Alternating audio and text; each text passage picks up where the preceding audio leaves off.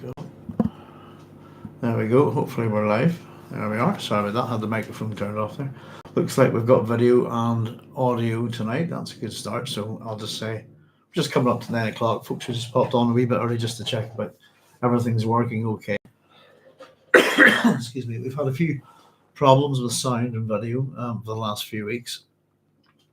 And I've been kind of considering the fact that I think it might be actually something to do with the solar weather. So there's 9 o'clock, so I'll say hello, everybody. Thanks very much for joining me. I'm Doc Sloan, and welcome to my Dune Messiah book club here on the Doghouse. And there's Chaya saying shalom, and Sean Wyland saying good evening. Good to see you. Hi, folks. How are you? I'm feeling a wee bit bunged up tonight, actually. I've been sneezing my head off today, so I hope I'm not too nasal, I suppose, is the way I was going to put it. Chaya, thanks very much. I got your wee comments there about the meaning of, hang on a second. All right, Hayt, I think is how we were pronounced with a ch, hard ch, in Hebrew meaning sin. And I think I put it down in my little bit way back. I think I remember you telling me that before, I think.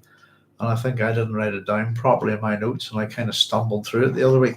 So I've just to let you know, I've tidied it up and put it in with the rest of the etymology with Hayt.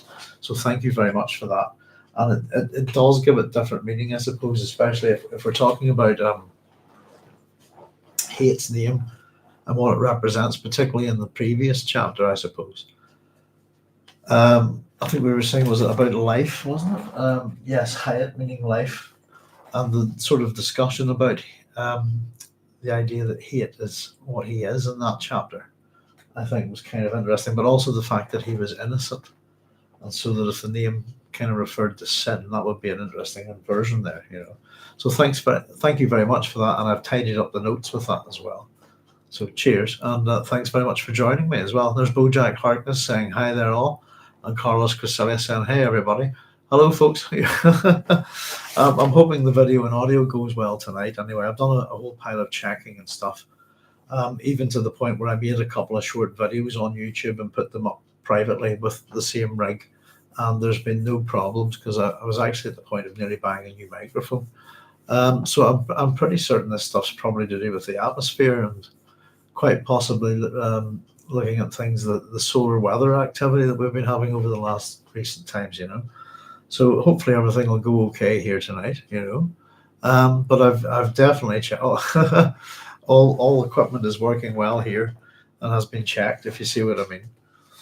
So yeah, I'm just grabbing myself a bit of coffee here. It's an interesting wee chapter we've got for you tonight. And it's not too long in terms of things.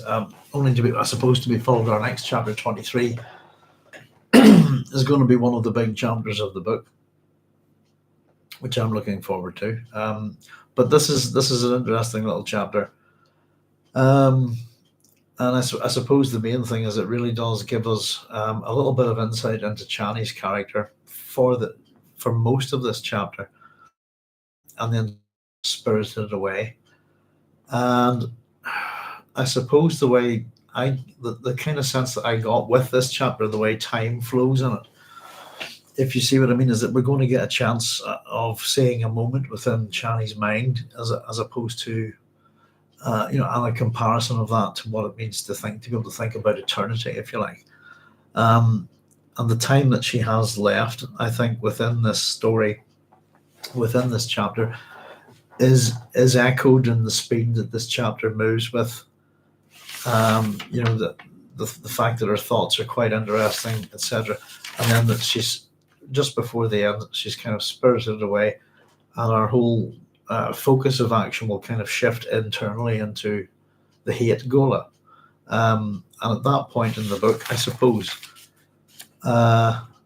within this chapter, that's the last we'll see Chani alive, basically. Just before the end here, as I said, when the action, or when the internal kind of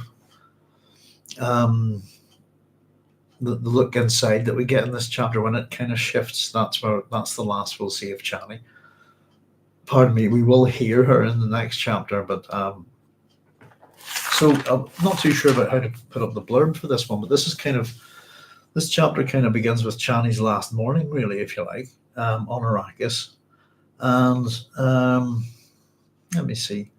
I suppose it's going to be mostly her on her own for a little bit, and then she'll be joined by Hayt. So it's another one of those kind of pairing chapters, if you like. And again, it kind of almost lines up to the previous chapter with Hayt and Alia, if you like. But yeah, I don't know.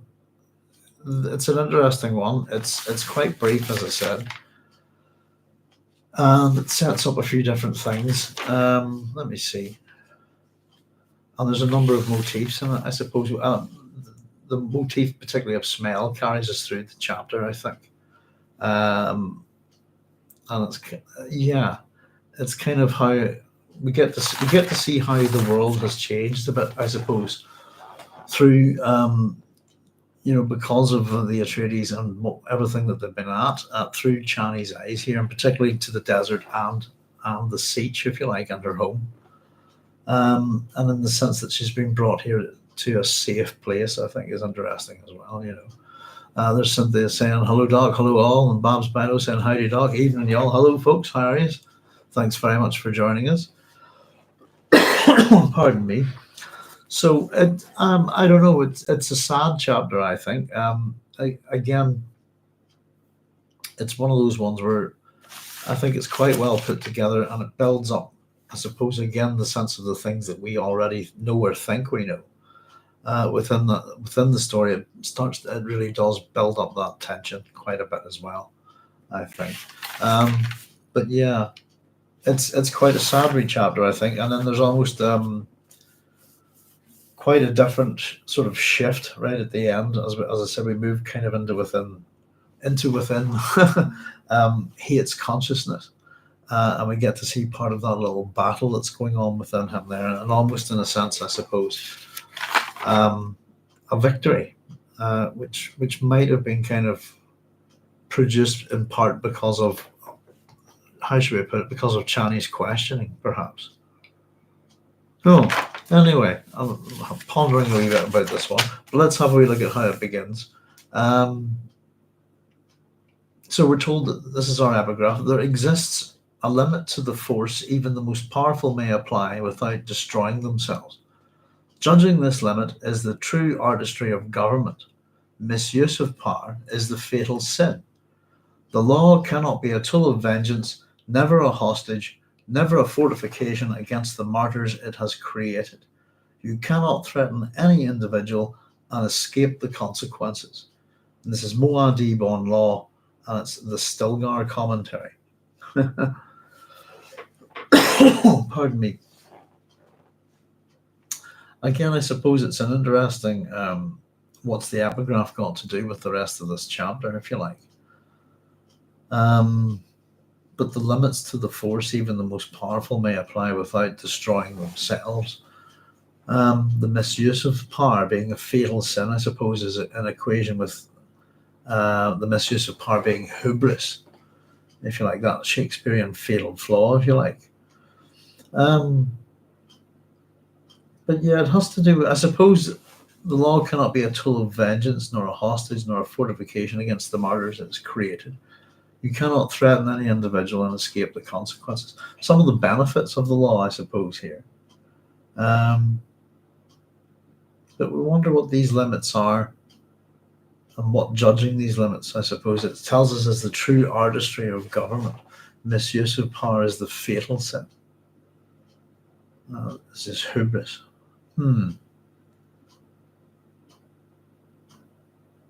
That's interesting. I don't know is the answer. This is a wee tricky one, I think. But let's have a wee look at how we get going with this then. I suppose to me, what I'm thinking about is that within it exists how would I put this? The possibilities of Paul being able to misuse his power to save Chani, perhaps. How he's going down this particular road. If you see what I mean, regardless of the consequences in relation to what's the greater prize, if you see what I mean, if he's willing to sacrifice Chani. So I do think this chapter, let's have a wee look at it. Chani stared out at the morning desert framed in the fault cleft below Sietch Tower. She wore no still suit, and this made her feel unprotected here in the desert. The Sietch Grotto's entrance lay hidden in the buttressed cliff above and behind her. And we get some Chani's thoughts here. The desert. The desert. She felt that the desert had followed her wherever she had gone. Coming back to the desert was not so much a homecoming as a turning around to see what had always been there. And I think that's kind of interesting in that sense, as we have one of those little Janice aspects, if you like, and it's to do with Chani herself. In that sense, if the idea of her turning around. How would I put that? Looking forward and then turning around to see what's been in the past, and we're going to get a little bit of that with her here. The other thing about this chapter, in terms of how I was considering Chani, is I've written a couple of little things to remind me about her, but that I've written that she's the daughter of Hayt Kynes, and she, in that sense, she's the inheritor of her father's work. And I've also made a wee note about her reminding me of the King of Elfland's daughter as well. Yeah, the desert. The desert is this thing again. Her coming back to the desert.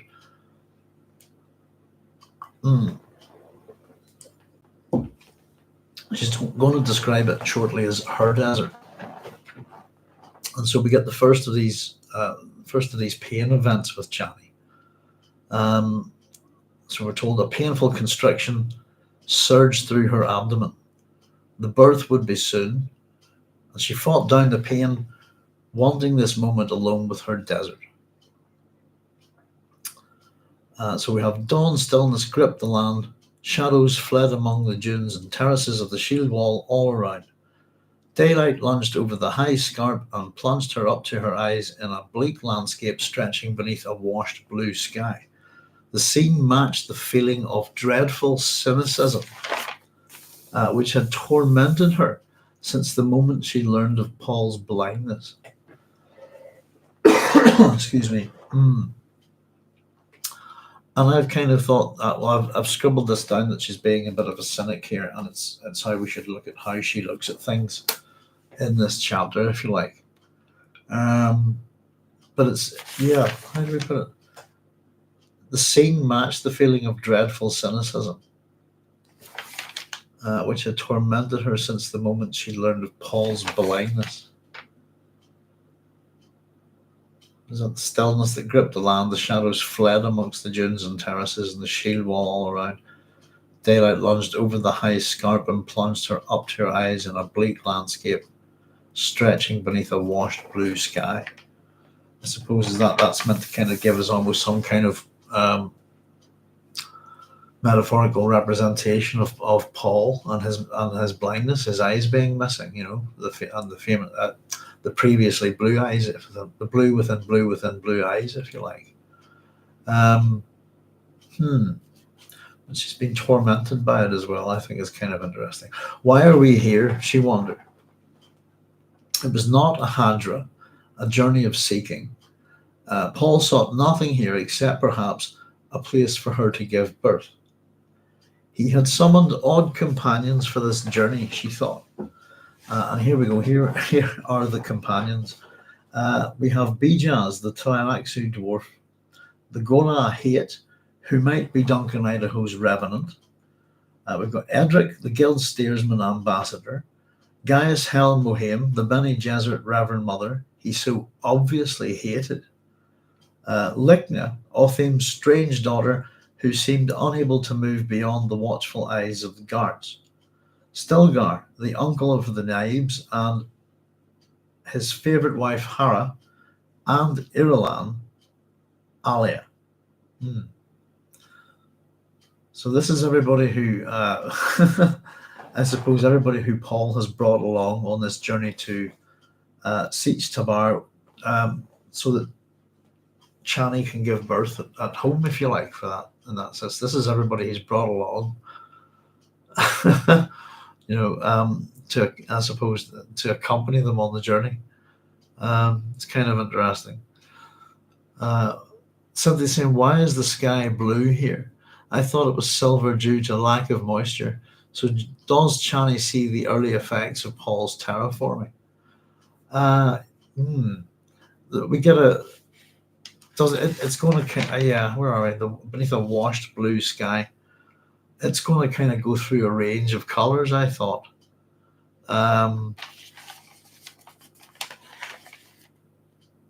Washed blue sky. Over here, I thought it was silver due to the lack of moisture. Maybe I suppose that there should be a fair amount of a change within this period. I think, you know, and I think we'll get a little bit of a sense of that perhaps with the storm that's coming, and you get the sense that it's bringing elements of the moisture in the air with it, if you see what I mean, from all the plantings and the water that they have. I suppose we're going to have a wee chat about it in a minute or two whenever we see this worm appear amongst the plantings or outside the plantings. So there's definitely water on the planet, and probably a fair amount of it at this point. Yeah, it's this kind of stuff that as we go through this chapter, something that kind of made me think more of her in terms of Hayt's inheritor, if you like, and sort of getting to see kind of the fruition of her father's dream and what it's done and how it makes her feel. And I suppose that coupled with the idea, I suppose, that she's come here to feel safe, if you like, to give birth in a place that she thinks of as home and that she thinks of as safe. I think there's a change in that as well, But we go from how do we go? We go from blue to what do we go? We blue from desert day. We go to yellow on yellow, to tan on tan, to grey on grey. It's interesting. Yeah, I'm not too sure if he's using the color palette here for a particular reason or not.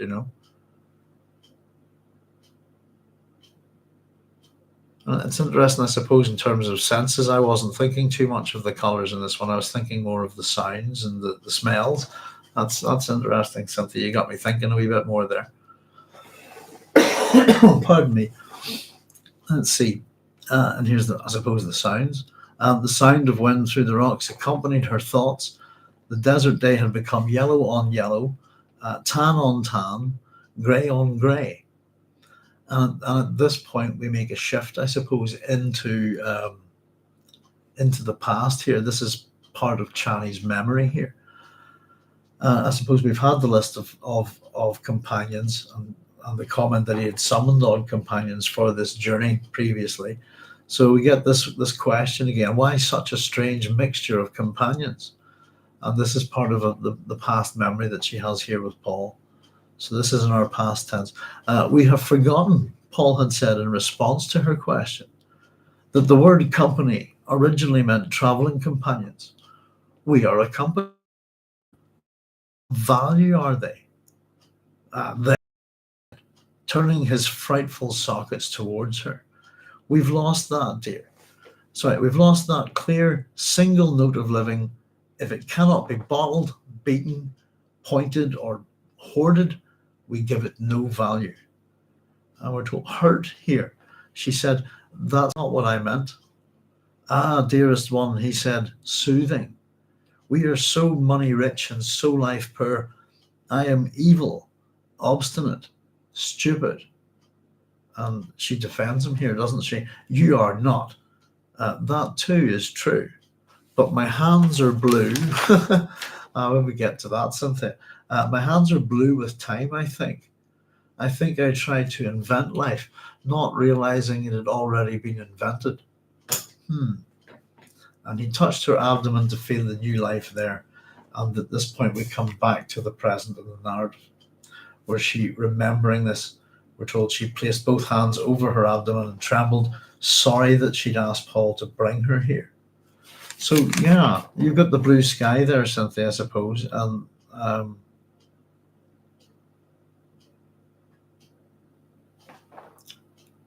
Where are we? Let's just have a look at that again. Dale lunged over the high scarp and plunged her up to her eyes in a bleak landscape stretching beneath a washed blue sky. Sorry. The scene matched the feeling of dreadful cynicism, pardon me, which had tormented her since the moment she'd learned of Paul's blindness.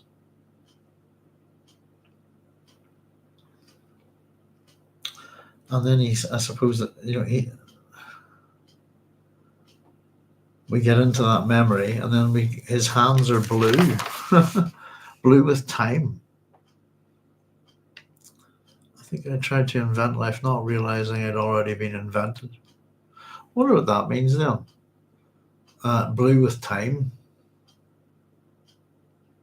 And I was thinking about it. The only thing that I could sort of get the gist of was that blue maybe would mean like cold. They're too cold from dipping in the stream, that kind of thing, if you see what I mean. But I just again, we had previous chapter something like Duncan's face being like salt, wasn't it, or something like that. But it's an odd little metaphor. My hands are blue with time. Thinking to your blue in the face, perhaps, that kind of thing. Swollen, perhaps from too much dabbling in it. But I suppose the interesting thing here, I suppose that one, that he's hurt Chani's feelings a bit in this conversation in the past about what are these people doing here? What's the point of them? What's the value of them? And it almost like he gives her some, like a little quick lecture or something.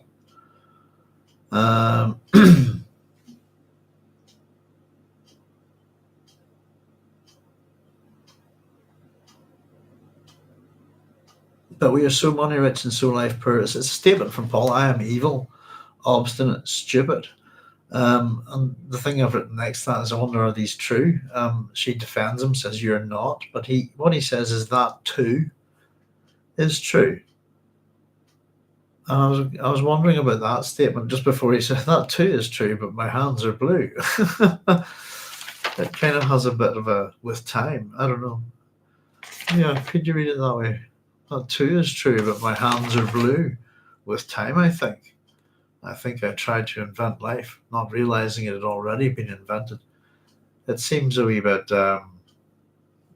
mysterious, doesn't it? If you know what I mean. But what too is true that you're not, because he says I am evil, obstinate, stupid. Are these things true? When she says that you're not, then it's also true that he's not evil, not obstinate, not stupid. Not, if you see what I mean. I don't know. It's a little bit confusing. The other thing I just wonder about it is, I suppose, is that we have these little sort of snippets with Chani throughout this book, where she's kind of given up on, I suppose, trying to explain himself properly, if you see what I mean, or to get certain answers from him. I don't know. It's an odd little speech from him there.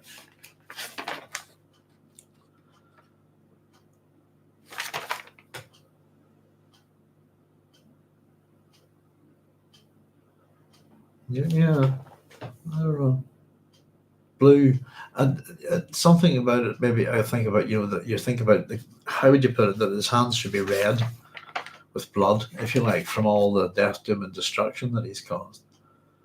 And then instead of that, within this chapter, we're going to be talking about water, and that it's become an inversion of all that's good within this chapter, certainly to Chani, if you see what I mean. We're jumping in on the blue thing here. Good. Why is the blue here? I thought it was silver. Oh, yes. Something was saying, so does Chani see the early effects of Paul's terraforming? And Chani saying their eyes are blue, maybe permanently stained by contact, ingestion of time. And so they said from chapter 8 of Dune, Jessica and Yui look at the sky at dawn. To Jessica, the sky is too dark, and a milky light from our keen sun gives the scene a silver cast. Yui responds that the dark sky is due to a lack of moisture. Through our house glass. Interesting. And of course, she's standing kind of on a sort of little, how would you put it, ledge area, is that right? Sort of a mezzanine kind of thing or something like that on Sietch on the outside here, isn't she? At a fault cleft, that's it, below Sietch.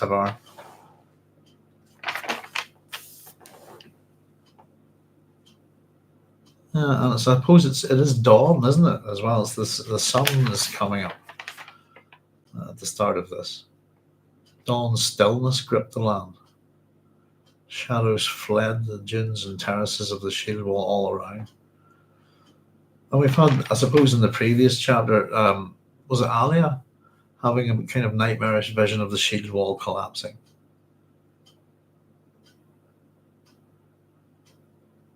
Maybe that there's something more metaphorical to that vision, if you like. Let's see. But yeah, Wally writes, so life poor and evil, obstinate, stupid you're not. That too is true, but my hands are blue with time, I think. I think I tried to invent life, not realizing it had already been invented. Again, I'm just kind of wondering here, how much of this this ecological kind of dream that Paul Muad'Dib has been putting forward, along with the Fremen, how much of it does he realize is wrong at this point himself? I wonder. Because within this chapter, I think we get a real sense from Chani that something's badly wrong here. And it's almost like, how would I put it? The little thing I was sort of saying to myself in this chapter is, remember who she is, and that she's the daughter of Hayt. And I was almost thinking that her death in this, what's leading towards her death, her final moments, our last thoughts within this book, if you like, for us, in a kind of way echoes her father's last sort of thoughts and his end. And it's not that she doesn't die in the same way, but it's if you understand me, it's that Hayt Kynes has a sudden moment of realization that, this is all wrong. Just before he dies, he kind of has his eureka moment, and I think that this is something kind of similar with Chani. That this is her kind of, as she's come here to process things, etc., get ready for the birth, but as she's taking in everything in a particular way around her, I think that she's starting to realize the results of what's happened. So this was, and he touched her abdomen to feel the new life there, and that kind of action kind of brings her back to the present here. And we're told, remembering, she placed both hands over her abdomen and trembled, sorry that she'd asked Paul to bring her here. Again, writing my notes, I kind of went, well, why is that? And we'll kind of get there, if you like. It's something that's bittersweet for her, I think. The desert wind had stirred up evil odors from the fringe plantings, which anchored the dunes at the cliff base. Fremen superstition gripped her. Evil odors, evil times. She faced into the wind and saw a worm appear outside the plantings. It arose like the prow of a demon ship out of the dunes, threshed sand, smelled the water deadly to its kind, and fled beneath a long burrowing mound. She hated the water then, inspired by the worm's fear. Water, once the spirit soul of Arrakis, had become a poison. Water brought pestilence. Only the desert was clean. That says quite a bit, I suppose. We keep getting this association with bad smells within this book, and the Fremen superstition that bad smells equal bad things happening. And we get them in interesting places throughout the book. But this wind that's stirring up this Coriolis storm that's going to come this way, and part of me wonders kind of how much of this is part of if Paul's following a certain path, part of me is wondering how much is even this storm a part of the Atreides theatre, if you like, and that the future empress or emperor of the universe is going to be born during the mightiest of storms, this kind of thing. Hmm. Yeah, it makes me wonder a little bit about it. I suppose we'll have a wee chat about it when we get there. But I've been thinking just in terms of some of the stuff within this chapter, possibly a little, just in terms of maybe we'll see if with the Oedipus myth, but also what was the other one I was thinking of? Something to do with. Oh no, it slipped my mind. I'm sure it'll come to me. Hopefully. Yeah, evil odors, evil times. This idea that goes throughout the book, I suppose. She faced into the wind, saw a worm appear outside the plantings. We're told it's like the prow of a demon ship. Out of the dunes, threshed sand smelled the water, deadly to its kind, and fled beneath a long burrowing mound. And of course, we're told. So I'm just reading this bit again that she hated the water, then inspired by the worm's fear. Water. Once the spirit soul of Arrakis had become a poison, water brought pestilence. Only the desert was clean. So this is quite antithetical to what Fremen think, isn't it? The water is almost the enemy here. It's what's killing the spirit soul of her planet. It was a poison. It brought pestilence. Only the desert was clean. And it's again, if we think about how the Fremen react react and interact, I suppose, with Shai Hulud, which is also Shaitan. It's kind of their dualistic chthonic deity.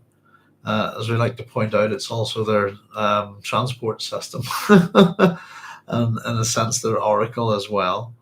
They have a very interesting relationship with the worms. But this is your god being kind of entrapped and forced to kind of move to different territories because of water. It's an interesting way to it's to see your god tamed in a kind of way, by what is terraforming, if you like. There's something pure. There's some purity to the desert away from the water, where Shai Hulud can kind of wander without being too bothered about it, if you like. I did a wee doodle of the worm. There we go. Within this kind of having to stay away. There we are. Down there, sorry. Et voila. Excuse me. Since in Chai, yes, Jessica and you are looking through a window. Good point. We don't know what kind of lens that is. There's another scene where Leto looks at the sky from outside, not sure of the colours then. I think it was at the command centre, also through filter glass. Again, I would think it's we've seen quite a bit of amount of change. It's been quite epic, to be honest with you. But I'm not too sure. But yeah, it's again is this kind of unfiltered. If you know what I mean, unfiltered Fremen eyes. Maybe the way that's the interesting thing, that the sky that she's seeing isn't kind of this blue sky, washed blue. Maybe that's something a little bit alien. But it matched her feeling of dreadful. What was it? Feeling of dreadful cynicism. Pardon me. It's a bleak landscape stretching beneath a washed blue sky. But the scene matches her feeling of dreadful cynicism. And I wonder what that means. There's something. Oh, I don't know.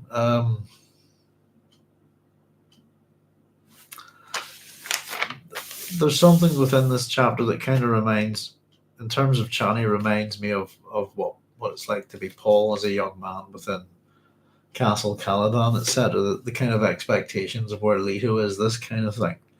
I get the same sense of that with Chani here in relation to Paul, but that she's accepted it, if you see it. And Hmm, I don't know. There's a fair wee bit to this chapter, I think. But this symbol of the worm, you know, the smell coming in off the desert, the evil smell, the worm appearing and having to flee. I think that it's fled beneath a long burrowing wound. It's had to flee away, run away. That makes her hate water, the thing that's so precious to the Fremen up until this point. If you like, careful what you wish for, this kind of thing. And we're told it's only the desert being clean. So it's kind of almost, how would you put it? I suppose she's been away for a wee while, hasn't she? But it's kind of an alien picture for us of Arrakis as well. We've been getting this sense of things happening, but the worms having to turn around because of the water. That's a bit. Oh, hang on, what's going on there? But we're told here's another example of something being just not quite right, if you like. For below her, a Fremen work gang appeared. They climbed to the Sietch's middle entrance, and she saw that they had muddy feet. Fremen with muddy feet. And then we get so little snaps of Fremen everyday life, if you like, in the morning. The children of the Sietch, we're told, began singing to the morning above her, their voices piping from the upper entrance. The voices made her feel time fleeing her like hawks before the wind, and she shuddered. What storms did Paul see with his eyeless vision? She sensed a vicious madman in him, someone weary of songs and polemics. That's pretty interesting language about Paul. And there's a few wee things I think that are quite nice here with the writing. You get a sort of kind of slow sense as we build up within this, as we start off within this chapter. And as I said, suddenly the work gang appears. They climb up, and she observes the muddy feet, which is again something that's completely out of place, something almost alien here. How the Fremen have changed. And then we get these kids, and I said they're singing to the morning above her, their voices piping from the upper entrance. That their voices made her feel time fleeing from her like hawks before the wind. And I suppose the bird that's associated with the Atreides quite a lot is the hawk in this. But it's that kind of that their actions have made the kind of day start, if you see what I mean. And that she's been just trying to absorb and enjoy this moment, this time that she has here. And I just think it's a nice little touch by Frank to have the beginnings of daily Fremen life to sort of jolt her into the realization that her time's running out, if you see what I mean. Because these activities that are happening are kind of part of the daily routine. They signify a certain event at a certain time, this kind of thing. The time is fleeing from her like hawks before the wind. And we get her thoughts here. What storms did Paul see with his eyeless vision? And again, she's still thinking about this. But she sensed a vicious madman in him, someone weary of songs and polemics. And the question I suppose that we really need to ask at this point is Chani correct here? Is there a vicious madman inside Paul Atreides?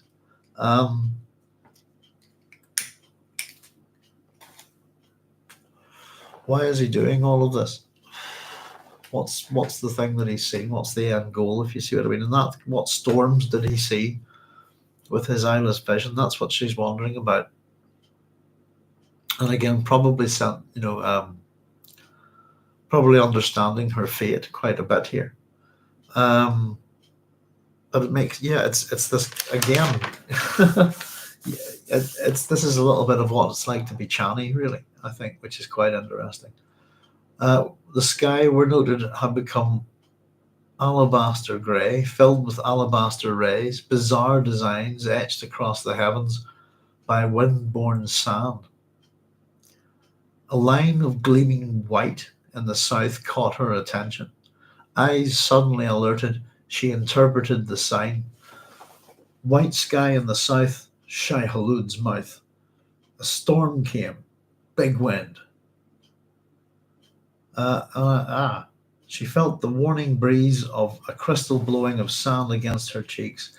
The incense of death came on the wind, odors of water flowing in quanets, sweating sand, flint. The water, that was why Shai-Hulud sent his Coriolis wind. There's a couple of wee things I just wanted to point out here. And I wasn't too sure, but it's one of those kind of things where, again, we have the repetition of things within Dune and within Dune Messiah, and we have a mighty storm at the end of Dune, of course, and at the same time we have a mighty storm coming in here at the end of Dune Messiah. And it's probably because the word is used a little bit later on in here, but I also thought that some of this stuff within this chapter reminded me on Shakespeare's The Tempest, which is one of his last, if not his last play. This is a pretty decent play, actually. It's probably one of my favorite ones. But just the sense of the storm, if you like. White sky in the south, Shai-Hulud's mouth. And what is it that alerts her to it? It's the gleaming white in the south is what caught her attention. And again, that association with death, if you like, with the colour white. In the Dune series so far anyway. But a storm came, big wind, and I've just written next to that a tempest. Always think it's interesting for when students, particularly having a look at the tempest, and one of the things I always ask them is, have you thought about what the tempest is? Or it's more of an interesting question is, who is it? But this kind of sense, and that if Paul has brought all of this to be by following a particular path, again, how far do we go down that kind of road thinking about this stuff? Then he surely has created, or must have known that this big storm is going to come as well. Pardon me, and in that sense, does he control the storm? Is he a bit like Prospero here? It just made me think a bit about that.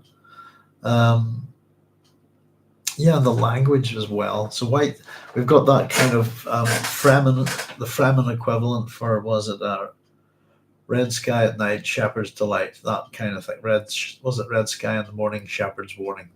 Isn't that it? We've got the Fremen equivalent here, white sky in the south, Shai-Hulud's mouth. Very good. And what does that mean? What does that translate to in I suppose Fremen folk speak? Is there's a big storm coming with a big wind, Coriolis storm. And she felt the warning breeze, a crystal blowing of sand against her cheeks. And the incense of death came on the wind, the odors of water flowing in quanets, sweating sand, flint.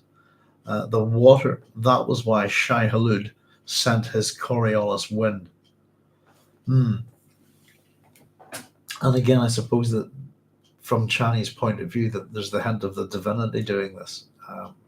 Shai-Hulud is angry. He's sending his divine wind, if you like. Pardon me. Let's see through the hourglass. There's Connor saying, bless the maker and his water, bless the coming and going of him, may his passage cleanse the world. And Chaya Rivka saying, Chani is also a Sayadina. She's used to observing round closely. Yeah, she's again a religious figure, interestingly enough. And yeah, in more ways than one. I suppose that she's going to become a religious figure, I would imagine, as well. I think I was thinking about Chani a fair bit actually today, just doing the scribbling of the notes and stuff. But the thing that got me particularly thinking was her heritage, and in terms of if we think about what happens with the Atreides genes and that who she's going to give birth to, if we think about that in terms of we've got Harkonnen and Atreides genes in the mix, then a big part of that surely, in terms of what we get from the God Emperor, is that her genes would be from the Kynes family, and it kind of one of those just thought exercises about wondering how much had there been a manipulation of the Kynes family by the Bene Gesserit in particular for their bloodlines, this kind of thing, you know. Just sort of fun to speculate, and I don't know, I better not go down that road. Dear. Cynthia saying, can we also say that Chani is not the only character here? Leto and Ganima are aware of her thoughts at this moment, right? 3 watch the upcoming storm. That's a good point. I'm going to have to come back. That means I'm going to have to make wee links into this chapter, I think, and come back and put stuff in. But yes, indeed. It's interestingly enough that you were saying that, Cynthia, because when I jumped back, I must have forgot to do this. The list of companions. I thought that was interesting, and because here's the thing: was I was trying to count how many people are there, and how many. Yeah, I should have done this separately on a piece of paper, shouldn't I? Let me see. But so, including Chani, I suppose. Let me just think about this. So, including Chani and Paul.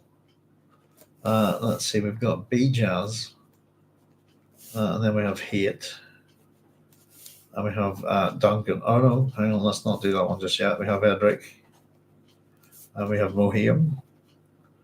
We've got Ligna, Stilgar, Hara, Irulan, Irulan, Alia. Right. I think that's the list. But so it's 1, 2, 3, 4, 5, 6, 7, 8, 9, 10. There's 11 people there, sort of. But if we go with, let me just figure this out. In total, if we included Paul and Chani with the list of people who've come along as companions. So technically, Chani is at this point 3 people. Bijaz is potentially 2. Hayt is also Duncan. Edric is who he is. Mohiam is who he is. Ligna is also Skytail. Stilgar is who they are. Haraz who they are. Irulan, Elia. So yeah, potentially out of all of that, it's quite weird. As much as there's 11 people there, there's actually 12, 13, 14. Potentially 11 people physically there, but potentially 16 different personalities. Is that weird? I think, if I've done my sums right. That Ligna can be Skytail, that Hayt can be Duncan, that Bijaz might be someone else, and that Chani is also Leto and Ganima, you know. Interesting. Yeah, happy to say that she's not the only character here. Leto and Ganima are aware of her thoughts at this moment, right? I would assume so. 3 watching the upcoming storm. Yeah. Well, that's going to be an introduction, isn't it? Yeah, that's interesting where we're getting to, folks, right? Isn't it? Dear, oh dear.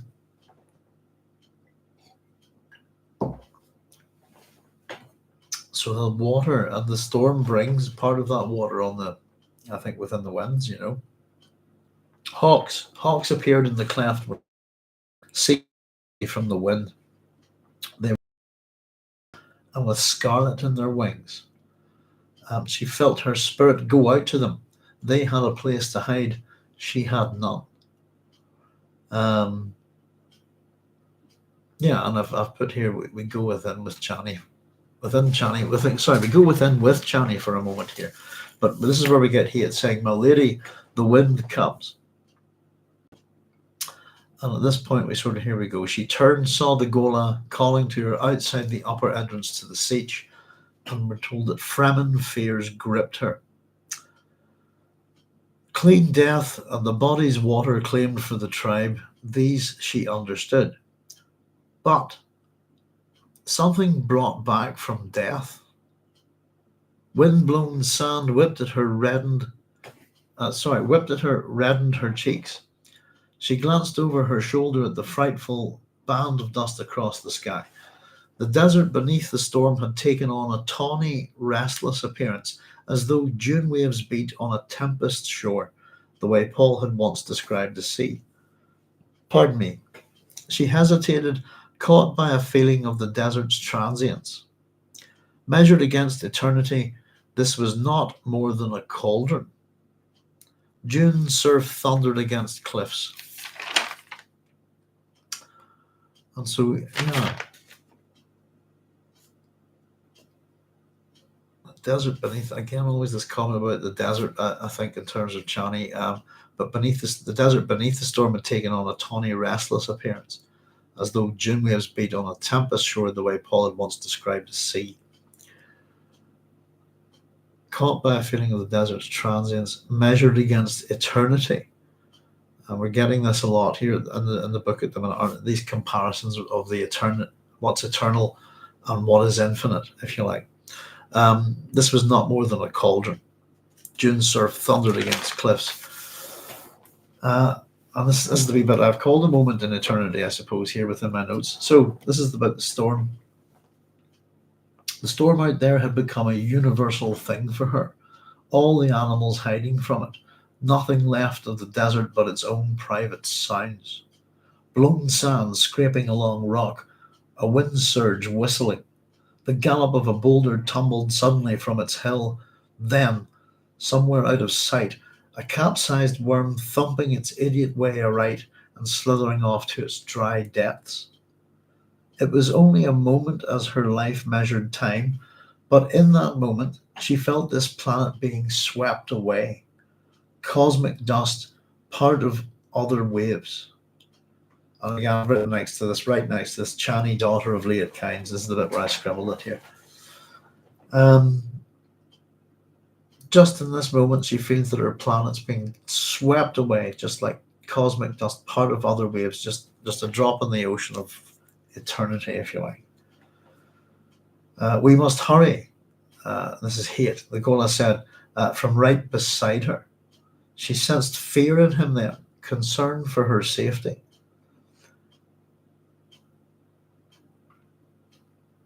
It'll shred the flesh from your bones, he said, as though he needed to explain such a storm to her.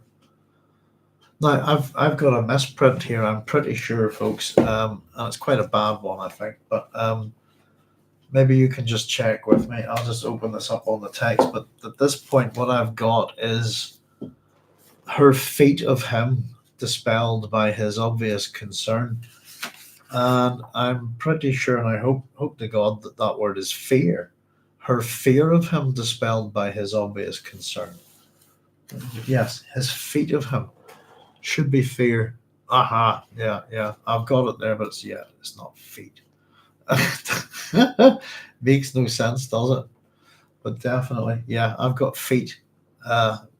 Ridiculous, isn't it? Her fear. Yes, indeed, her fear. I'll just take that out. There's no question about that. Her fear of him. Thank you very much. Oh dear. They're doozies when they happen, aren't they? Her fear of him dispelled by his obvious concern, Chani allowed the ghola to help her up the rock stairway to the Sietch. They entered the twisting baffle which protected the entrance. Attendants opened the moisture seals and closed them behind. So outside, I suppose we got a moment to kind of she got a moment to kind of take in the desert, and I kind of, as much as we had a little bit of a visual thing with a couple of worms there, a lot of that was the sounds of the desert, if that makes sense. And now that we've gone inside into Sietch Tabor and the water seals, the moisture seals are closed behind them, we get an assault of smells here. And again, we've had things that aren't quite right outside in the world here. We're going to get the same thing inside, and it's going to be, I suppose, all very nasal. Sietch odors, we're told, assaulted her nostrils. The place was a ferment of nasal memories. The warren closeness of bodies, rank ester of the reclamation stills, familiar food aromas, the flinty burnings of machines at work, and through it all, the omnipresent spice. Melange everywhere. She took a deep breath. Home. That's quite interesting. Oh dear. I see. So I'm thinking, yeah, my office glasses, I think I could be doing with maybe a new pair at some point soon. Let's see. Chani is also a Sardinian. She's used to observing around closely. Can we also say, sorry, just running over through the comments, that Chani is not the only character here. Leto and Ganima are aware of her thoughts at this moment, right? All three watch the upcoming storm. Yes, indeed. Connor saying, hey, Doc, and all, I hope you're using it good. I can't stay, but good luck. Keep her lit. Thanks very much, Connor. Cheers for popping in. So they said, my text says her fear of him dispelled. Yeah. Sometimes they're pretty obvious, but you know, um, but it's just worth checking with you guys. But it's interesting to me, um, especially when you kind of know what the word is. It's pretty obvious. But as I said, the thing that's sad for me is I've got 3 different editions here, and well, actually, until I've got 4 now. Actually, with my online one as well, or sorry, electronic copy. But all the real world copies have all the same mistakes in them, which is kind of sad. So even if I went to another book, it's just the same stuff. But it's just great to have a different copy out there that has been fixed and tidied. I'm hoping that's more likely for most people's experience rather than the one that I'm having with these books. But they're a pretty recent print, I think, But yes, indeed, her fear of him dispelled by his obvious concern. Chani allowed the ghola to help her up the rock stairway to the Sietch. Yeah. The thing is, I suppose it's interesting that we'll find out that there should be kind of a justified fear of him at this point, perhaps. And it's something, as much as we can see what's going on within Chani's mind here, we're kind of oblivious to what's going on within Hayt's in a funny way. But there's a bit of a struggle going on there with him, I think. But yeah, the Sietch odors assaulted her nostrils, a ferment of nasal memories. I quite like this here. The warm closeness of bodies, the rank ester of the reclamation stills, familiar food aromas, flinty burnings of machines at work, and through it all the omnipresent spice, melange everywhere. She took a deep breath home. And again, you kind of think if the spice diet is meant to be, was it a heavy spice diet for her pregnancy was good, and being back home with the spice in the air everywhere, you'd think that would be good for her too. The ghola took his hand from her arm, stood aside, a patient figure now, almost as though turned off when not in use. Yet he watched. Chani hesitated in the entrance chamber, puzzled by something she could not name. This was truly her home. As a child, she'd hunted scorpions here by glow light. Something was changed, though. Shouldn't you be going to your quarters, milady? The ghola asked. As though ignited by his words, a rippling birth constriction seized her abdomen. She fought against revealing it. Milady, the ghola said. Now, I suppose this is an interesting question. I've made a wee note about this question so that she asks him a question here. Why is Paul afraid for me to bear our children? She asked.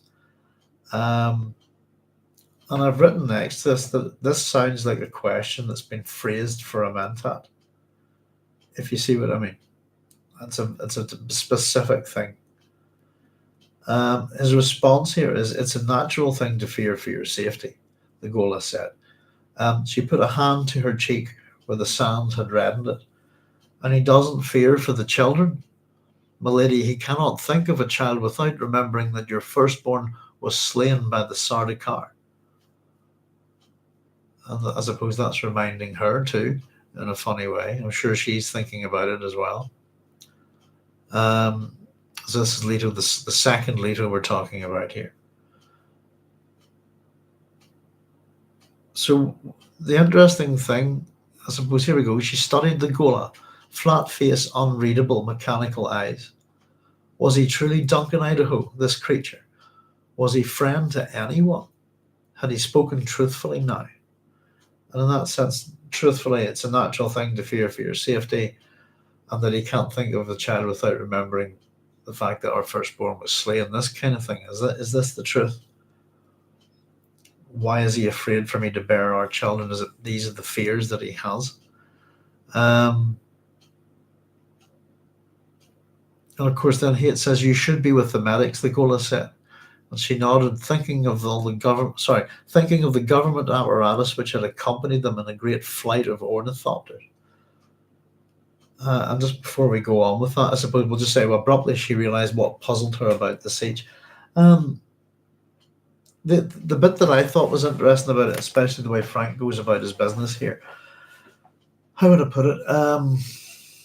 The question that she phrased, as much as Hayt is a Zen Sunni philosopher, he's a mentat, he's a ghola.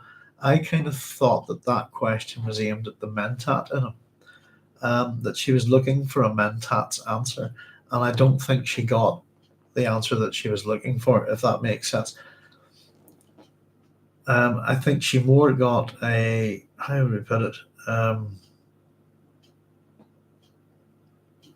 She got more of the Zen Sunni philosopher, I think, than the mentat there, if that makes sense. I don't think she got him the answer in the way that she'd hoped he would, perhaps. It's maybe just me reading too much into it.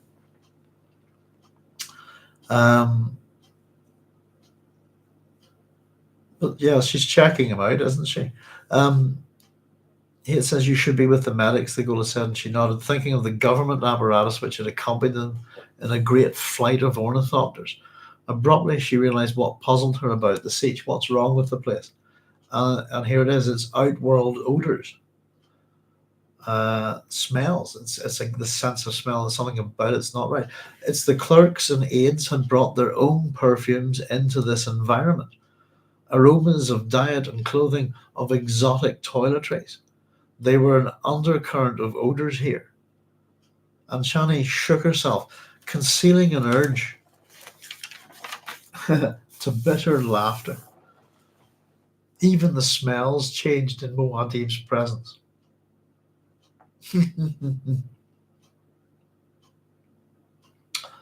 I think that's quite interesting. I'm going to pause a wee quick second here, folks, and run to the loo. I'll be right back. Bear with me a wee second.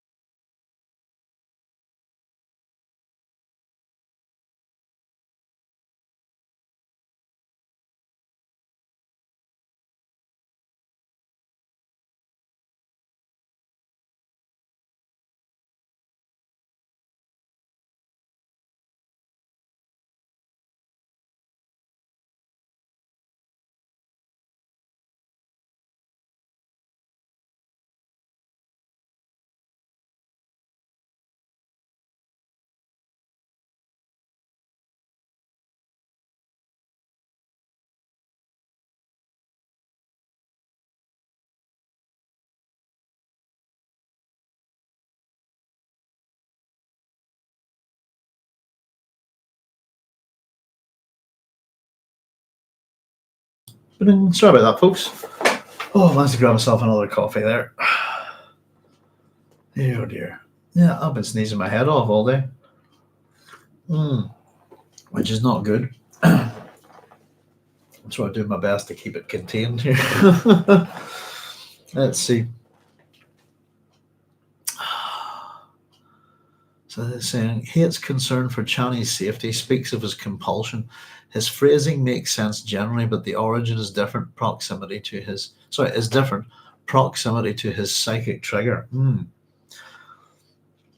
Yeah, I suppose that there's a little bit of that that's within his self-introspection that's coming up, which I thought was quite interesting. But I suppose how it kind of gives us a different insight into how he's behaving here. If you see what I mean, we're getting the outside view of Hayt, but he's not in a good way, is he, at all? I suppose. Excuse me. I suppose in a funny way, as much as we're getting a birth coming up, we're kind of getting a rebirth, if you like, with Hayt as well. But yeah, the smells. Where were we? Oh yes, and I thought that just that. Excuse me, tickly nose. That's what making me sneeze. I thought that she was quite astute here. That the questions that she's asking in her thoughts, if you like, about the ghola Hayt. Is he truly Duncan Idaho? Is he a friend to anyone? Had he spoken truthfully now? And that she'd handed a degree of her trust over to him as well.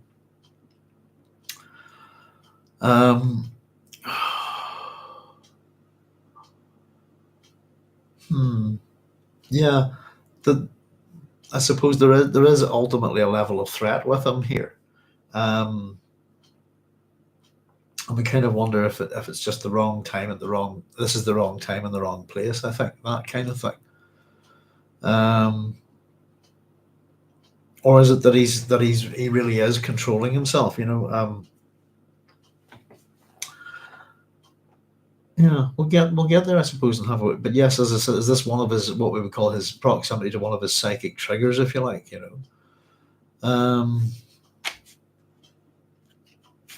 Where did I get to there just before? Sorry. Oh yeah, the bitter laughter. There's an undercurrent of which, so it's the clerks and Ians have brought their own perfumes into this environment, aromas of diet and clothing, of exotic toiletries. There is an undercurrent of odors here. Again, would these be bad smells to her, unnatural, not part of the Sietch itself? She shook herself, concealing an urge to bitter laughter. Even the smells changed in Muad'Dib's presence. And this is, again, we'll just take this as Chani being quite cynical here. That she sees it, she understands it for what it is, and I think maybe, I don't know, does she have a sense of, does she know how she's going to be treated here in a funny kind of way, if that makes sense. But I take all of these things as negatives within this chapter that I've put little X's, little ticks at things that she's found positive about the desert and about her home. A whole bunch of them to do with odors, familiar food aromas, the flinty burnings of machines at work, etc. And then we have the aromas of diet and clothing, of exotic toiletries. These are all negative things, outworld odors. And this is what's puzzled her, that it's something that has invaded her home, and that her home is not the same at all. It's not this place of comfort. This immutable place of safety that she's come to think of it as, it's changed itself, Even the smells changed in Muad'Dib's presence. It says there were pressing matters which he could not defer. The ghola said, misreading her hesitation. Paul's not here, is what he's telling her. I don't know. There's a little bit of King Arthur, Lancelot, and Guinevere going on here, I think, as well. But that this kind of thing is the same sort of stuff that Paul gets in June when he's asking after his father. Always, he's never about. He's always pressing matters. This kind of thing, etc., etc. And the fact that the ghola misread her hesitation here, that she's concealing an urge to bitter laughter, just to mock this in a sense.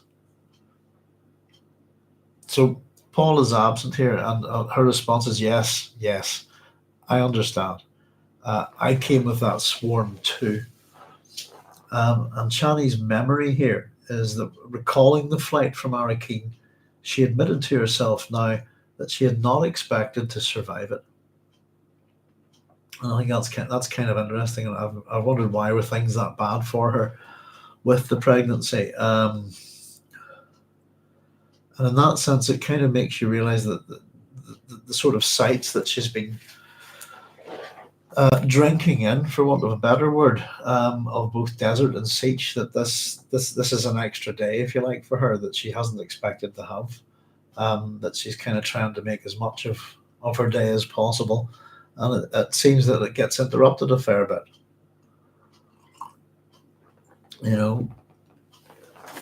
Trying to just get a nice one last sunrise, this kind of thing, if you think about it. Big storms, hawks, muddy Fremen work gangs, and children singing. It's there's not much peace and quiet for her.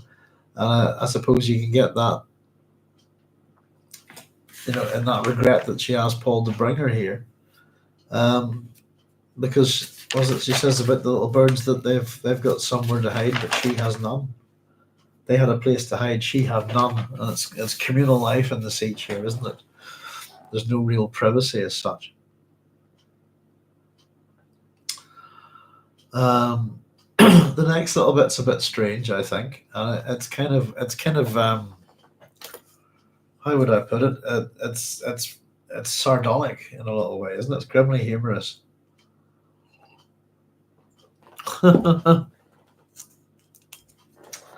And it's another memory here, and it's a bizarre one. But I understand. I came with the swarm too. It's the sense of understanding the politics of what he's doing, for whatever reason, because he hasn't told her. But it seems kind of irrelevant in a funny way. Chani's memory here is recalling the flight from Arakeen. She'd admitted to herself now that she had not expected to survive it. And I had written why and discussed all of this, just like there, and I'm feeling kind of silly, of course, but as I said, I write the notes as I go. And then, of course, it's got nothing to do with her how she's feeling or the pregnancy itself. It's the fact that Paul's flying the helicopter.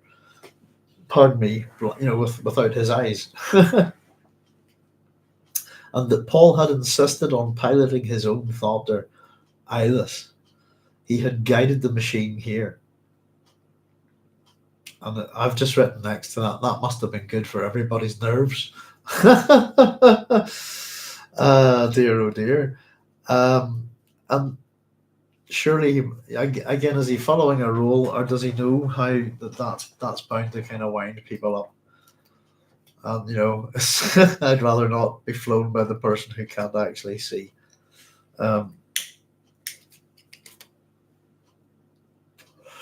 It's an interesting little trait of Paul's there, and you kind of wonder why has he done that? Again, it's in the past. It's how they got here, but it's clearly not. She did not expect to survive it, and after that experience, she knew nothing he did could surprise her, but that surprised her clearly. I think, and it's probably something that's upset a lot of people, that he's done it for mythologizing reasons, part of the Atreides bravura, perhaps, partly a demonstration to all of the people that are here, I suppose either friends, family, or members of the conspiracy and enemies. But you feel that's quite horrific thing to do to your heavily pregnant partner. That's not. That's going to produce a certain level of adrenaline in anyone, I think. It smacks of a little bit of cruelty if you see what I mean. We had the previous chapter, sort of Alia saying that Paul must be stopped.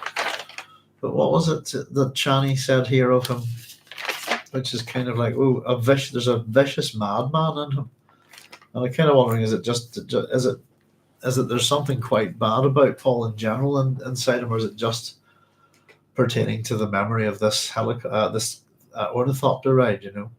I think it's meant in a more general sense, but this is possibly an example of Paul's mucking around with his own power, if you like, and perhaps, as we talked about at the beginning, judging his limits, misuse of power, this kind of thing.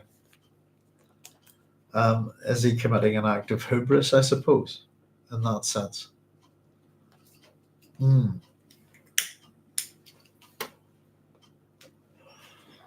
think ultimately the answer is always yes. But that's kind of more down to the nature of his character, isn't it, I think? So after that experience, she knew nothing he did could surprise her. Another pain fanned out through her abdomen, and we're back into the present again. Hayt the ghola saw her indrawn breath, the tightening of her cheeks, and said, "Is it your time?" And Chani, "Aye, yes, it is." "You must not delay," he said. He grasped her arm and hurried her down the hall. It seems to be a bit of a motif of Hayt's here at this point, doesn't it? Of grasping the ladies of the Atreides household's arms and hurrying them somewhere. We've had a bit of arm grabbing in the previous chapter. Now we've got a bit of arm grabbing here. Not that there's anything wrong with it. There's a bit of urgency in it, isn't there, I suppose? It's just a thing to notice, isn't it? "You must not delay," he said. He grasped her arm and hurried her down the hall. She sensed the panic in him, said, "There's time." He seemed not to hear. Oh dear. So this is what Hayt says now. "The Zen Sunni approach to birth," he said, urging her even faster, "is to wait without purpose in the state of highest tension. Do not compete with what is happening. To compete is to prepare for failure. Do not be trapped by the need to achieve anything. This way you achieve everything." And while he spoke, they reached the entrance to her quarters. I kind of thought it's an odd thing to be saying to her. At the same time, it probably is a very Zen Sunni thing to say at this point. The whole Zen Sunni approach to birth section of this chapter, if you like, from Hayt. Wait without purpose in the state of highest tension. Do not compete with what is happening. To compete is to prepare for failure. Do not be trapped by the need to achieve anything. This way you achieve everything. I think it's as much as there's an honesty in his little speech there. I think it's also to distract her as he hurdles her down towards this medical room. The entrance to her quarters. Sorry. When he spoke, they reached the entrance to her quarters. He thrust her through the hangings, cried out, "Hurrah! Hurrah! It's Chani's time.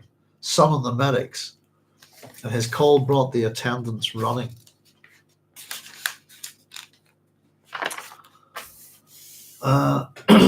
And then we have that there was a great bustling of people in which Chani felt herself an isolated island of calm until the next pain came. And I've just written here that this is the end of Chani's point of view, and that this is the last we ever see of Chani within Dune Messiah, which is quite an abrupt little thing, actually, and it's a little bit shocking in some ways. We will sort of hear a bit of the birth next chapter, but that's the last time we see Chani alive within the book. We'll hear her in the next chapter, but as I said, that's it. And it's kind of just a sudden cutaway. And within this little short chapter, if you like, it's such a brief time to kind of get inside the head of Chani, if you like. And I think that's the point with the way Frank's written this chapter. And we're getting real insight from her, and particularly into Paul and the changes that have happened to the desert, to the ecology of Arrakis, to Sietch life, to the way the worms have to behave, to even the way that the storm, how that the dust, etc., feels upon your skin whenever it's and a sense that her planet has been swept away. And I just kind of got the feeling from that in this chapter I sensed a lot that she's the daughter of Hayt, if that makes sense, that she has that kind of, we were talking about her level of observation, etc. But she must also have she surely has a particular awareness of the ecology of the planet through her father. Hayt is mansplaining. Oh dear, yeah. It seems very funny, doesn't it? It's the Zanzuni approach to it. It's he comes across as someone who can't cope with this and needs to get Chani as quickly as possible to doctors who can cope with this stuff, and then he'll get out the way. If you see what I mean. But it's interesting that the approach to birth, which we haven't quite had yet, is to wait without purpose in the state of highest tension. And tension's what I've written at the top of this, because again, we know that the birth is kind of going to lead to, certain, it's kind of the key focus of the future events within this book, if you like, that something's going to happen. We kind of know that Paul doesn't see things a certain way. And therein comes, I suppose, within this our own set of tensions about what's going to happen, because the future isn't quite what it's supposed to be, and there's no guarantees at this point, in a funny way, of how anything's going to work out. And it's interesting because we could go through the book where the slight changes that you could have had were that Chani survived and there was one baby. But we'll get, it's what sort of futures has Paul been manipulating out of the way? And it is, it's kind of her, I suppose her time within this chapter is kind of ringed by pain. And we kind of have this back and forward within this chapter as well, just to from the present into the past with Paul. And he seemed quite distant, quite lecturing, scary, with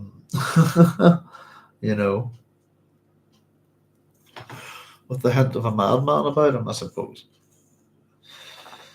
Oh, sorry, didn't mean to blow that into the camera there. But yeah, it's just the bustle of people. She felt herself an isolated island of calm until the next pain came. And Chani's up. That's Chani off to give birth, basically. Her time has come. And we get this shift into Hayt's consciousness, if you like.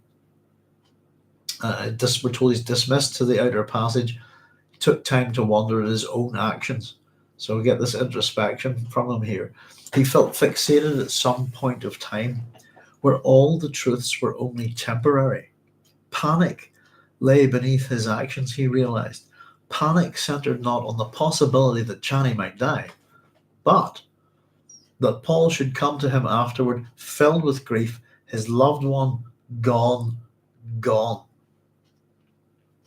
So the panic centered not on the possibility that Chani might die. It's not that.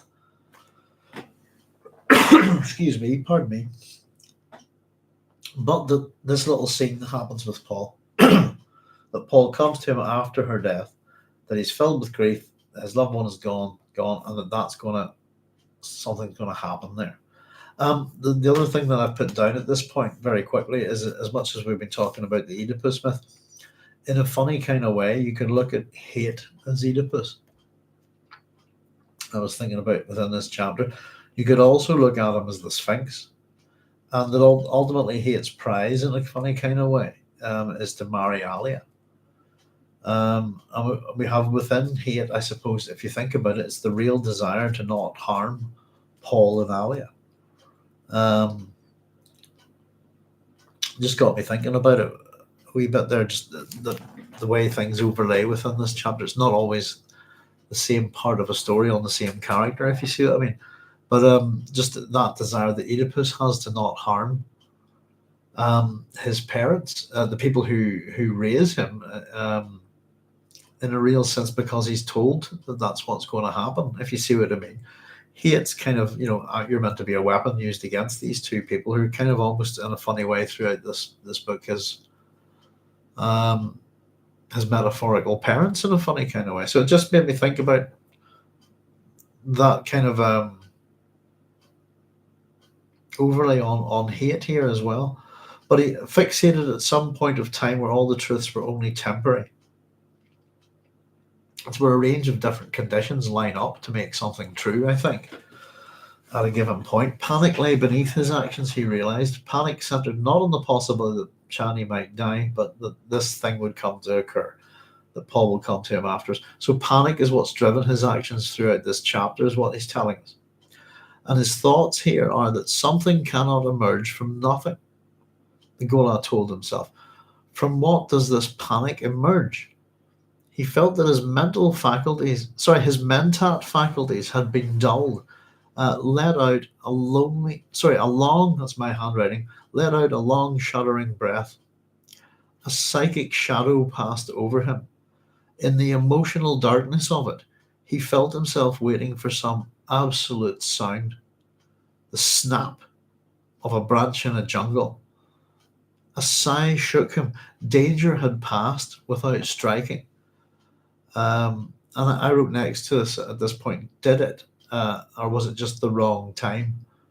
It wasn't the point in time where all the truths were only temporary, if that makes sense. Although it was something similar with I think with this chapter with Hayt being along with Chani at this point.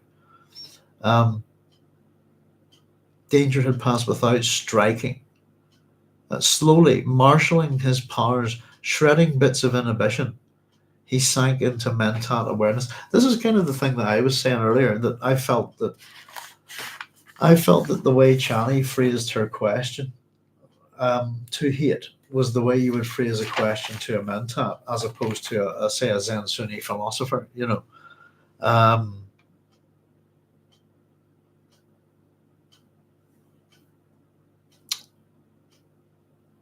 And it's his mentat faculties had been dulled, and I was wondering, is that's part of the compulsion that we've been discussing. There's Joseph Smith saying, howdy Joseph, thanks very much for joining us. And I suppose this is the bit where he reveals it, if you like. He gets to see through it. But I wonder, has part of that has been to inhibit his ability to act as a mentat. I think Chani didn't really get the answers that she really wanted there. They were more philosophical. They weren't, I think, the blunt force trauma, if you like, that the results of a mentat's answers to the question would have been. I think they're much too kind. And that she really is still, at that point, she was really still trying to seek the truth as to what Paul has seen that has brought about this fate for her and for her children, I suppose the other thing is that that Chani does know within this chapter, with which she knows for a long time, what her fate is here, that she's not going to survive this birth. I suppose her fears at this point were, what has he seen? Does he have any? Is it more like, has he got fear for the children? This kind of thing. Because she's going to have no agency as a mother in raising the children that she's going to give birth to. She's not going to be around to see what happens to them, So we're told a psychic shadow passed over him. In the emotional darkness of it, he felt himself waiting for some absolute sound, the snap of a branch in a jungle. Again, I think this is the program noise, if you like. The Thanaxia seem to use noises rather than say nonsense words or something like that. A sigh shook him. Danger had passed without striking. Slowly marshalling his powers, shredding bits of inhibition, he sank into mentat awareness. He forced it, not the best way, but somehow necessary. And I thought this bit was interesting. Ghost shadows moved within him in place of people. He was a trans-shipping station for every datum he had ever encountered. His being was inhabited by creatures of possibility. They passed in review to be compared, judged. Perspiration broke out on his forehead. Hayt's thoughts here are that his thoughts were, he had thoughts with fuzzy edges. I'll read that again. Thoughts with fuzzy edges feathered away into darkness unknown. Infinite systems. A mentat could not function without realizing he worked in infinite systems. Fixed knowledge could not surround the infinite. Everywhere could not be brought into finite perspective. Instead, he must become the infinite, momentarily. In one Gestalten spasm, he had it seeing Bijaz seated before him, blazing from some inner fire. I should have read that bit better, actually. In one Gestalten spasm, he had it seeing Bijaz seated before him, blazing from some inner fire. Bijaz! The dwarf had something to do this. I'll read that again. The dwarf I'll read that again. The dwarf had done something to him. Apologies. He had felt himself teetering on the lip of a deadly pit. He projected the mentat computation line forward, seeing what could develop out of his own actions. A compulsion, he gasped. I've been rigged with a compulsion. And we're told a blue-robed courier passing as Hayt spoke hesitated. Did you say something, Sirrah? And not looking at him, the ghola nodded. I said everything. Aha. And we've hit the end of the chapter. Yes, indeed, that raises all sorts of questions just at this point. But has he completely broken the compulsion? Is the first one. Has his in doing so? And I suppose we've already been told this. We've seen it with Paul in his future memory that this is the moment Duncan comes back. This isn't it just quite yet, but just is this going to sort of the fact that he's broken this block that's been on him, and that he has knowledge of being rigged with a compulsion. It's once again it's that kind of idea of being aware of the trap. And what should you do? And has he said something? He said everything. It's the key to everything here. And how is he going to act? And here we are, folks. I suppose. It's a really interesting chapter. I think it's particularly sad from Chani's point of view that she's kind of on a moment of these kind of internal moments that we have with her on this her last morning, if you like, is that these things that she's noticing are bringing to the fore for us, the reader, the changes that have been going on in Arrakis, and how as a proper kind of friend he's looking at it, how she interprets it and she almost seems quite far away from Paul at this point. Her cynicism, the dominant, I suppose, aspect of her character here, almost ready to laugh bitterly at the smells that are now different in her own home. In that sense, that these, and that it's even part of Paul's entourage that he's brought with him that has brought this change of smell. And it's kind of stolen something from Chani in a funny way, isn't it? It's taken away her sense of home, her sense of safety, her sense of belonging, and as much as that she talks about the purity of the desert and stuff like that, it's all been poisoned, and corrupted, and it's a sad kind of thing as well because we're seeing her end here. This is how her character goes out of this world, giving birth to the real beginnings of the Atreides dynasty, if you like. The monstrous beginnings to it. And you've got to feel sorry for her. There's a level of tragedy here. And as I said, we just the fact that she's the way she's kind of rushed out of it, if you like, rushed out of this chapter by Hayt into the hands of the medics, and it's almost like that. The doors close, and you can imagine the sounds of the birthing process going ahead with the doctors and all of that stuff, and the noises, etc. But that it's kind of we're blocked off from that.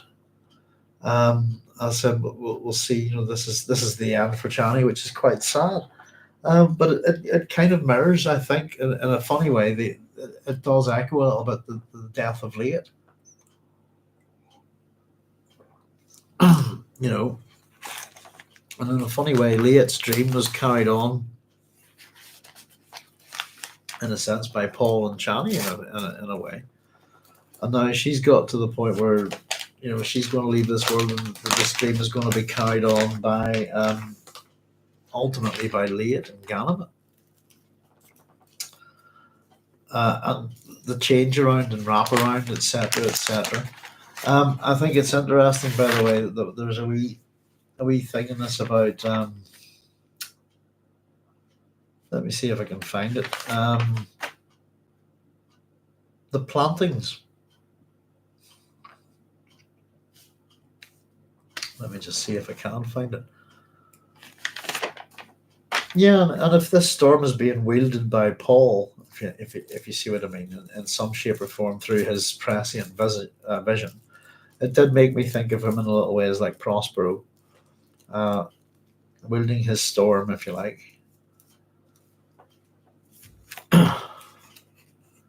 Let me see. Fringe, here we go. The desert wind had stirred up evil odors from the fringe plantings, which anchored the dunes at the cliff base. Now, isn't that interesting? Just if we go back to the origins of Dune, Frank Herbert style, and this idea of the shift, was it they moved the shifting sands? Was that it? They stopped the moving sands. Sorry.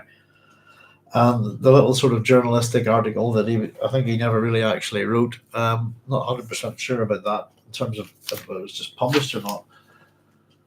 But it was about barrier grasses being used up in Oregon, and I think there was somebody pointed out, we've put up possibly a wee link to it, but there's a little bit of interesting thing to do with that recently that we read, that it had actually caused problems with the ecosystem up there. And as much as it was to prevent, I suppose, desert encroachment upon the townland and farmland and get that kind of thing there, that the result of those planting those barrier grasses is that they're losing their desert, which is in its own ecosystem, I suppose. So that's an interesting thing in relation to, I suppose, the real life event that kind of inspired the Dune series, from a scientific point of view, to do with ecology and so on. Goodness, I was a bit long-winded about that, wasn't I? Sorry about that, folks. But there we go. But yeah, and it's almost like these insights, this kind of the superstition about it, etc. The comparison of the smells, if you know what I mean, the outworld odors. We have the Sietch odors, and then we have the storm with its incense of death. Yeah, a tempest indeed. I don't know, it made me think of Shakespeare's The Tempest a little bit. And if you think of Paul as Prospero and all, think of Sietch Tabor as the island, and we have all the people on board the ship that's shipwrecked. I suppose you could consider them the companions. That he's gathered as players ready for the finale of his story, if you like, that he's about to set everything in motion for the final act and break his staff, if you see what I mean. I think there's a fair bit of the Tempest in this chapter.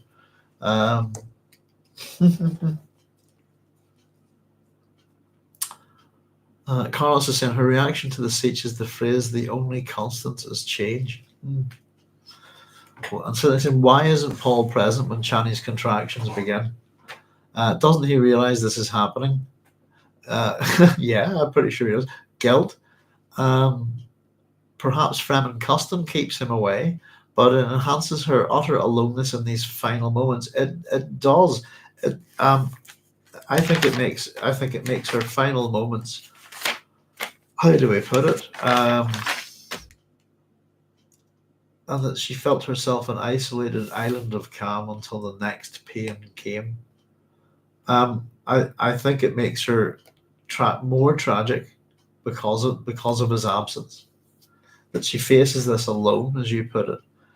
Um, that she seems to be, and again that she is an island of calm amongst this huge storm that's coming, this mother of all storms. Again, they're always gigantic storms.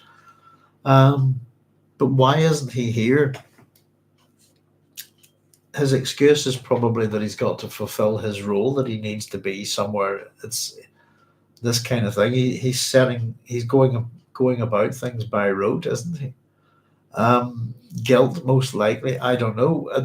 I imagine it is, because it's hard to see any kind of good out of Paul's actions in relation to Chani. I think.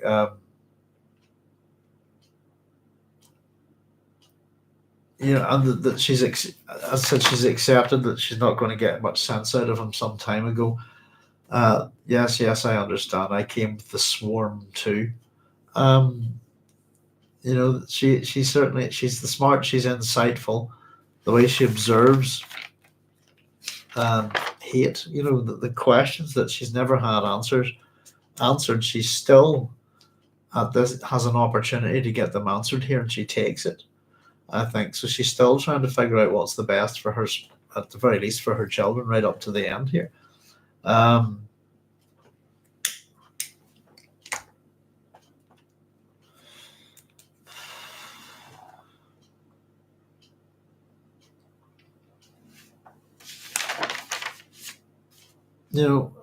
even, I suppose, the last thing that she says to him,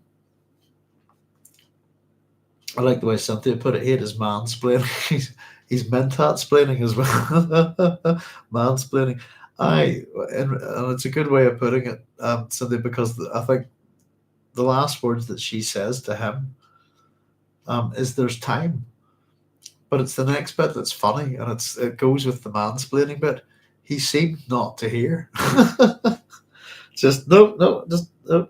Let's get you there quick. It's almost kind of let's run her straight to the primary, the family quarters as quickly as possible. It's almost like he wants her off his hands, and I get that sense. It's not really to do with the birth, as we said. It's more to do with the compulsion, and how much of it is he fighting it in terms of not trying to harm her. No, hello, got a little scratching at the door there. I have to get the girlies out after this, and I'm afraid I promised them. It's been a very stormy day here, folks, today. Very miserable, grey and overcast, But yeah, why again? What harm would it do to have him present, if you like? Excuse me. And the memory that she has of him in this chapter, as I said, he's kind of talking about the quality of life, isn't he? What was it? He says, we have forgotten that the word company originally meant traveling companions. We are a company. He's not going to keep her company for the birth. Pardon me. She asked, what value are they? There, he said, turning his frightful sockets towards her, we've lost that clear single note of living. If it cannot be bottled, beaten, pointed, or hoarded, we give it no value. Pardon me. And she says, that's not what I meant, hurt by it. Ah, dearest one, we are so money rich and so life poor. I am evil, obstinate, stupid. You're not. That too is true, but my hands are blue with time, I think. I think I tried to invent life, not realizing it had already been invented. I thought that little speech was a bit Shakespearean from my just in my own head, I suppose. But it's there's a certain sense of irony that you're getting this speech from him. We're not living life properly. We're rich and all this, but life poor. Well, it could be a lot life richer by attending the birth of his children. I suppose that's the way I was thinking of it. Pardon me. Excuse me.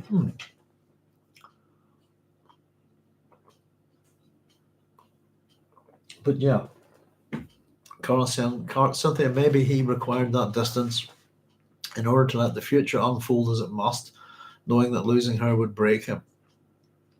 Again, yeah, that's the kind of everything's predetermined, and he's got to go about it that way, and that must be included within that decision, Carlos. Everything that happens would have to be utterly specific, I think. So they saying, good point, Carlos. Chani does seem to have a role to play in Hayt's growing awareness of what Bijaz Tailaxu have placed upon him. And I suppose it's interesting that it's as much as we're talking about that what would break Paul is losing Chani, and then it's going to be the offer to have her back, if you like. And we kind of almost have a dry run for that with Hayt, in that sense that we have this this fear of harming Chani here, or her coming to harm, and you can't. It's I don't know,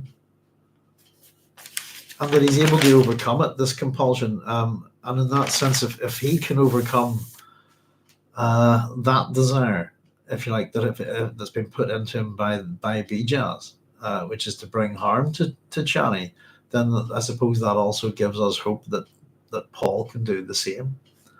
If you see what I mean, yeah.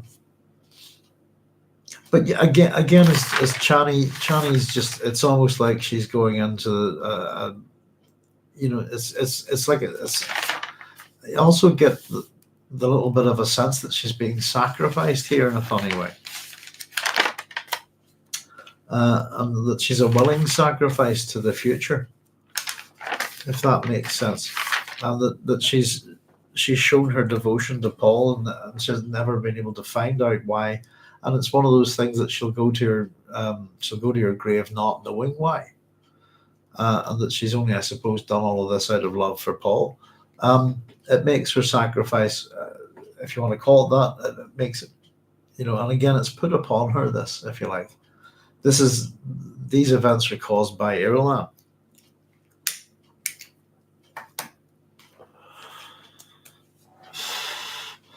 And she's approached it in quite I suppose, as much as we're talking about her being cynical here, she's gone about this process. I mean, the thing that she didn't think she'd already be alive at this point anyway, that's partly to do with Paul's flying, I suppose.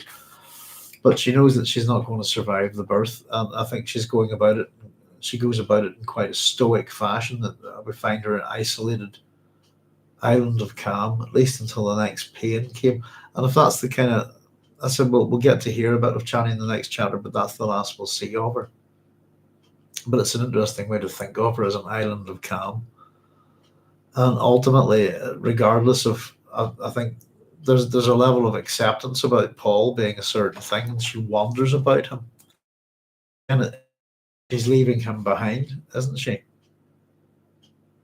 That he's going to bring up her children, the way she's looking at it. And I think, is there, as she puts it, she sensed a vicious madman in him, someone weary of songs and polemics. She's got real concerns, but I suppose this is the point where the tension's building within the story. What is going to happen? Paul's certainly not kind of the typical hero that we expected of him, and we're still trying to figure out, why is he doing this, and is it heroic at all? And we've seen, we get a reminder of the sacrifice, if you like, of Leto II,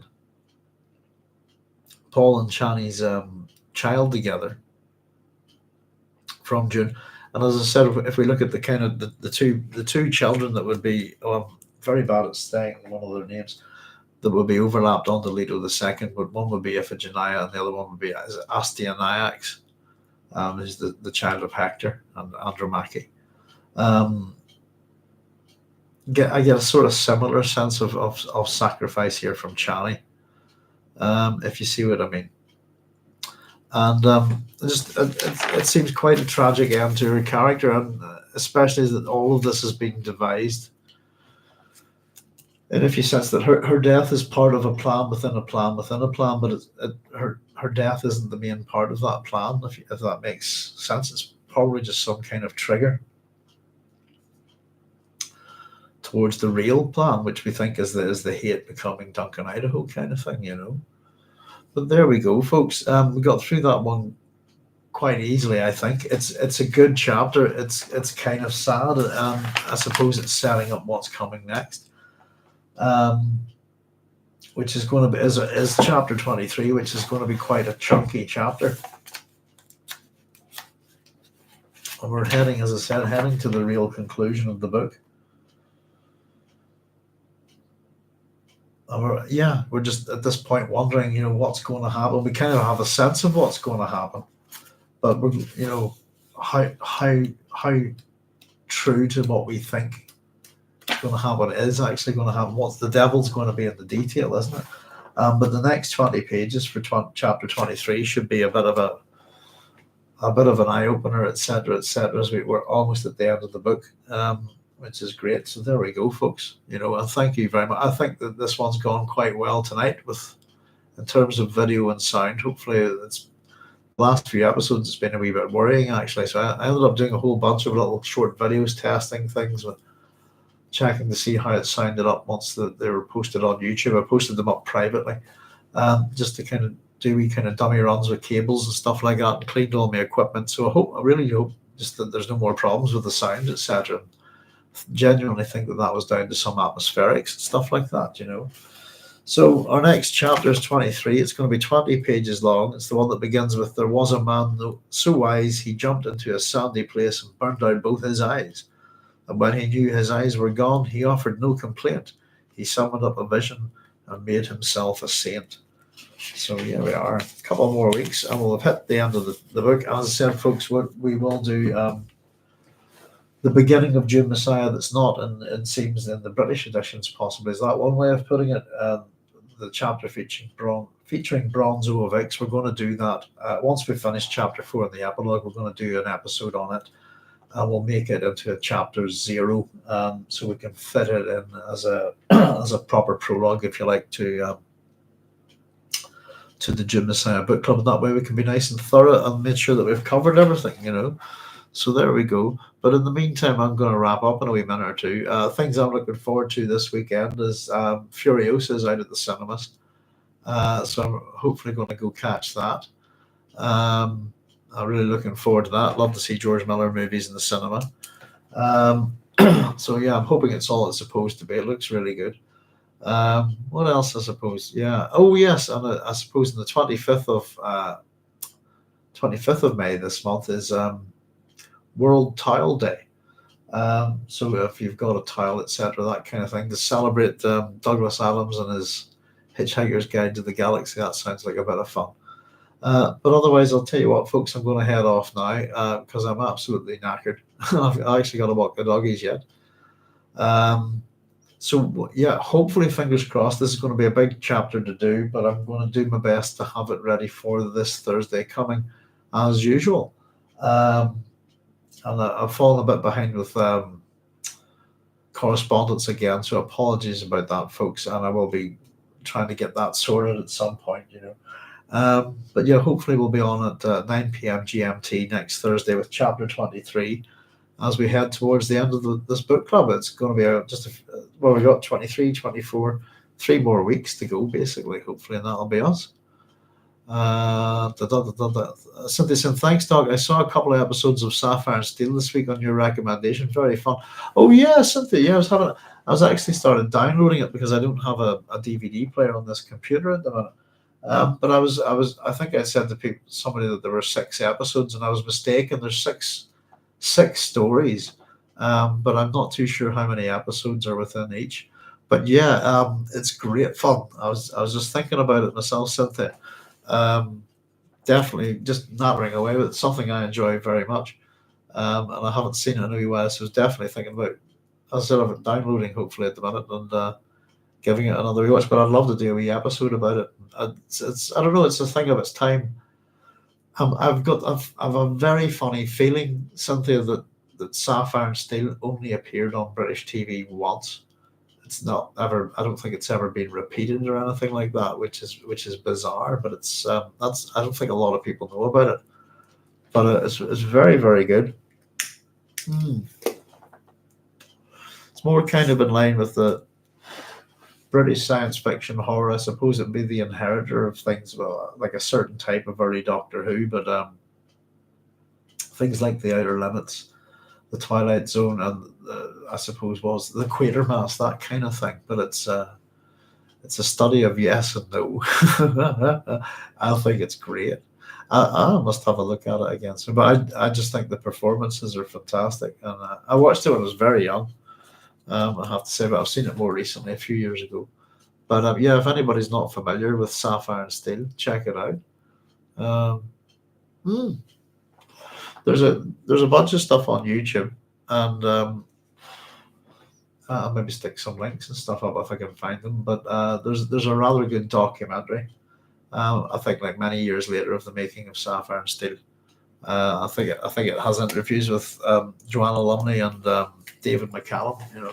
But yeah, absolutely love it. It's a great show. Well, yeah, getting into my old sci-fi shows again. Mm. Most of the one I've got, I haven't watched it yet, but I've been meant to have a wee nosy at it. Is the Rock Hudson? What do you call it? Martian Chronicles with Rock Hudson. That I've got it downloaded at the minute. Fancy having a wee nosy at that. Haven't seen that in years. Mm. But yes, indeed, Sapphire and Steel is great. So I must get a wee external CD player for this, or DVD player for this computer at some point. It's kind of annoying me that I can't just stick DVDs, etc. on at the minute. I can do it down in the other room, but not in here. Well, there you go, folks. It's an interesting little chapter. And it's kind of, as I said, it's not quite the full goodbye to Chani, but it kind of is a goodbye. And it's interesting the way the character just will disappear out of sight in a funny kind of way. Yeah. And of course, that Hayt has broken his compulsion by the look of it is our kind of little cliffhanger. But what will happen in the next exciting chapter? Who knows? Though we kind of do know, but we don't know. So there you go. Well, listen, folks, I'll head on anyway and just say thank you very much for joining me. I'm glad things are starting to go a bit smoother around here. I'm starting to get a bit baffled, but I suppose it allowed me to do a lot of much needed computer maintenance and tidying and cleaning and stuff like that. So there we go. So hopefully the sound's a lot better, fingers crossed, and it's maybe just to do with some of these atmospherics caused by solar activity. But in the meantime, I'll say hopefully I'll see you next week, folks. Look after yourselves no matter where you are. Take care of yourselves. And if anybody gets a chance, hopefully the next time I see you, I'll have seen Furiosa. So I don't know if anybody's going to check that out, but if anybody does, love to know what you think of it. Anyway, folks, that's enough of me being long-winded. I'll say good night. All the very best now. Take care.